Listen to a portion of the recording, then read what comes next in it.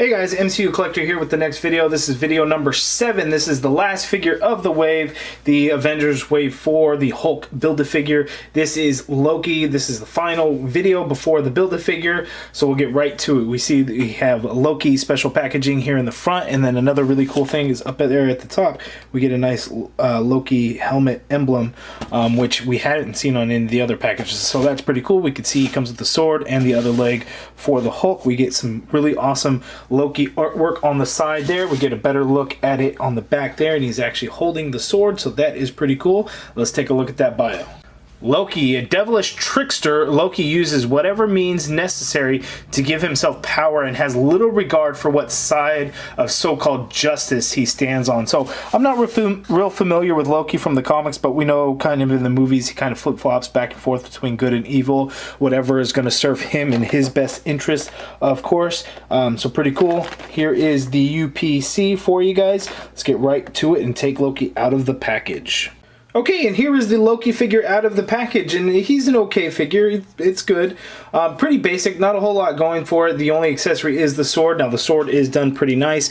It's got a nice silver paint to the blade of the sword, which is really nice. And then you can see there we got kind of a green gem on there, and then the hilt of the sword is all in yellow, and it is kind of sculpted nicely. So the sword is really good. I think Hasbro did a good job with the sword. The figure, again, is pretty basic, so there's some good things about the figure, and there's some things that are just really bad. So here we have the other leg to the Hulk, so we're going to put that in the pile in the corner there, and Hulk video will be next. Real quick before I kind of go into it about the Loki figure, here we have the Thor figure from the Odin Allfather wave. You could see that, you know, Thor is going to be much larger than Loki. Loki, I always pictured, from what I can remember seeing pictures of the comic version, Loki was always kind of thinner, so I would have thought they'd use a different body mold, but they used the Grim Reaper mold, which is actually the second time in this wave that it's been used. First time with Rock Python. So it's a little bit bigger than I would think Loki to be, but I'm going to go through and double check some images. But it is a pretty good figure. I would have thought Pizza Spidey mold maybe, but you could see a big, huge size difference in between Loki and Thor. The better gauge will be really with the new Thor figure that's coming out in the Marvel 80 Years line, to see how this Loki figure stands up to that Thor figure, and how that Beta Ray Bill will look with that Thor figure, because I think that's going to be a better comparison, because we'll finally probably get a really good Thor figure. So here's Loki. Let's get in close so I can talk about a couple of things on the figure. Okay, so let's talk about the things that are really good about this figure. The best thing about this figure is the head sculpt. I really like the way it looks. It kind of gives it that menacing smile, that trickster smile. I really like the way that looks. Here, his whole head is kind of covered with that helmet. So it just looks a little bit odd to me, but you know, I'm sure it's correct to how it is. The horns are pretty good. They're pretty pliable, so they're not going to like really break off, but you do want to be careful with them. You also want to be careful about the ponytail, because it just comes straight out the back of the head. It's glued on there, and it doesn't really swivel. I mean, you get some movement in there, but then it's just going to go right back in there. So you want to be careful that it's not going to kind of tear off or anything. And we get a nice little brown wash into the yellow rubber of the hair to give it kind of a realistic type of look. The really bad thing about this figure, though, and you know, I hate to say so much negative things about this, is this is one of the most generic and cheapest things you would ever think. So this part of his costume, and I get that it's kind of accurate, but it's this super thin piece of plastic, and it just rests on top of his shoulder blades. That's it. So I'm gonna pop that Loki head off, and then you could see it's just this thin piece. It just floats there. That's it. They could have glued it on, and I would have been okay with it. You know what I mean? Because glued on, I wouldn't have felt it so thin, and it just kind of floats there and moves around. I don't know. Maybe there wasn't a better way to do it. You know, if they would have had to sculpt a new torso, maybe, but it just, I think it's really bad. Glue it down, and I probably would have been happy, but, you know, I'm sure that would have been an extra step, and do they want to do that, and how much additional would it have cost? So, who knows? Real quick, while I have the Loki head off, you can see there is a lot of marbleizing in the plastic of this yellow, because it's a metallic color, so there's lots of marbleization in the hands, in the foot especially. It's real noticeable, because look, I even have a big old line that almost looks like a crack in there. And you can't really see it, but you can kind of see that line. So there's lots of marbleization in this yellow color. And again, that happens when we get some of these metallic colors and how kind of that shine really mixes in with the paint.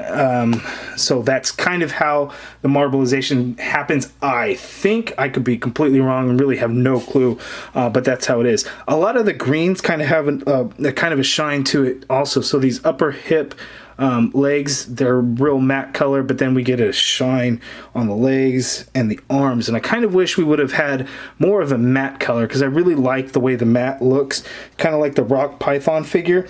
And then here, looking at it under bright lights, the lower legs are a lighter green than the torso and the arms, and that's going to be because of the type of plastics and things like that. So it's not so bad, it's just kind of when you see it, it just kind of throws it off a little bit. Now the pattern, the scale pattern on the gold of his torso, that comes out looking really good. Just like with the Namor figure, the Walgreens exclusive, they did a very good job with it.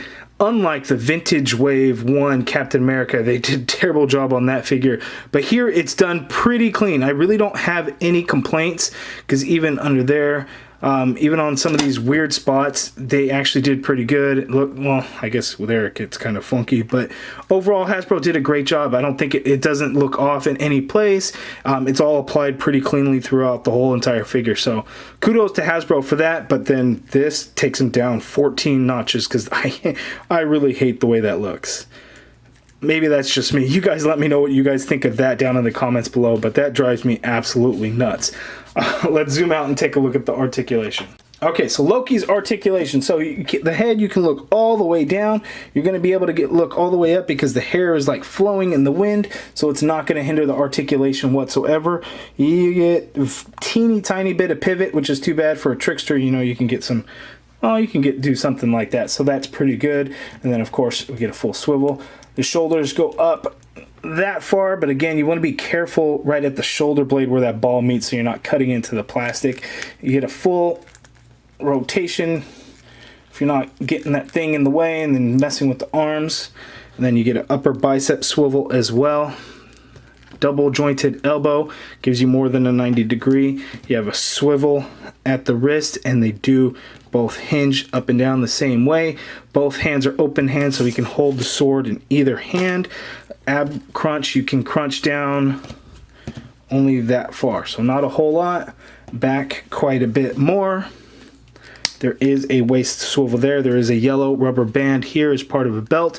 You want to move that so you can kind of move the waist around, and it's just floating there, and it doesn't clip on or clip off at all. The legs go apart that far. You can kick very high up, just like Rock Python could. You're not going to go back. You get an upper thigh cut there.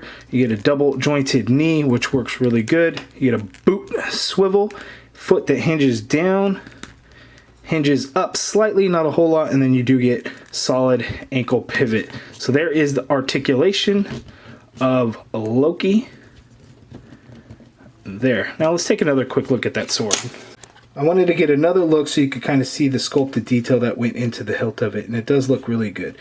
I think Hasbro did a really good job with the sword, but I really like the blade that we actually get a silver color. Like, this is what I would have liked to have seen with the Union Jack knife. Something so simple like this, but they didn't do it. Okay, so that's my review of the Loki figure. So I did go back and look at some additional images, and for this particular costume and the art that was done where he was wearing this suit, I do believe that they used the correct body mold for the figure because he was definitely a lot more muscular and bulkier. So it is really good. So I do like the figure, but that shoulder piece thing, oh, that's just absolutely terrible. But solid figure for Loki. I know there's only been a few comic figures of Loki that have been released, one in an old Marvel Legends line, and then there was a Walmart exclusive that came out for the first Thor movie.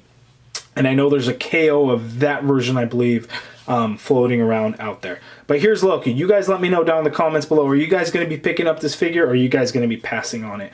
Also, hit that thumbs up button if you guys like the video. And don't forget to subscribe if you haven't yet already done so. Hit that notification bell so you can kind of get all the notifications anytime I post a new video. And with that, thank you guys for watching.